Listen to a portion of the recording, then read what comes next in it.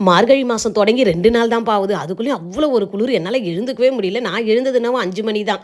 ஆனால் நான் ரெடியாகி வரதுக்கு 5:30 ஆயிடுச்சு. வந்த உடனே தண்ணி தெளித்து வாசல்லாம் பெருக்கிட்டு கோலம் போட ஸ்டார்ட் பண்ணப்பா இந்த தரை பார்த்தா காயவே மாட்டேன்து. அதில் வேற புள்ளி வச்சு இன்றைக்கி கோலம் போடலாம் சொல்லிட்டு புள்ளியை வச்சுட்டு புள்ளி எந்த சைடு வச்சுனே தெரியாமல் தேடிட்டு அதுக்கப்புறம் கோலம் வந்து ஒரு கோணலாக வந்தது பாருங்கள். சுஷ்மி கிட்ட காலையிலேயே நல்லா திட்டு வாங்கினேன். நீ என்னம்மா பண்ணுற கோலம் கூட உனக்கு போட தெரியாதான்ட்டு. எப்படியோ ஒரு வழியாக இந்த தரைக்கு இந்த கோலம் தாண்டி வரும் திட்டாத இந்த பாரு கலர் கொடுத்து அதை மேனேஜ் பண்ணிட்டேன்னு சொல்லி அழகாக கோலத்தை போட்டு முடிச்சாச்சு. இந்த கோலம் எப்படி இருக்குன்னு சொல்லி நீங்கள் தான் கமெண்ட்ஸில் சொல்லணும். அதுக்கப்புறம் வாசலில் பூ வச்சு விளக்கேற்றி வச்சு சாமியும் கும்பிட்டாச்சுப்பா. மார்கழி மாதம் இது மாதிரி வாசலில் விளக்கேற்றி வச்சா ரொம்பவே சிறப்பு. இது அதனால் எல்லாருமே வாசலில் விளக்கேற்றி வைப்பாங்க. அதுக்கப்புறம் வழக்கம் போல் என்னப்பா இந்த குளிர் போனோன்னா ஒரு காஃபி போடணும். அதுக்காக தான் பாலை வச்சு காய்ச்சிட்டு இருக்க சொல்லியே வந்து பார்த்திங்கன்னா எங்கள் குட்டீஸுங்க வந்து அதுக்குள்ளேயும் டைம் ஆயிடுச்சுன்னு சொல்லிட்டு அவங்க ஃபுட்டு கேட்டுட்டு இருந்தாங்க. அப்புறம் அந்த குட்டீஸ்க்கு ஃபுட்டை வச்சு கொடுத்துட்டு அவங்களுக்கு வந்து டைம் வந்து சீக்கிரமாக நாங்கள் எழுந்தது தெரியல. அவங்க டைம் ஆயிடுச்சுன்னு நினச்சி ஃபுட்டு கேட்டாங்க.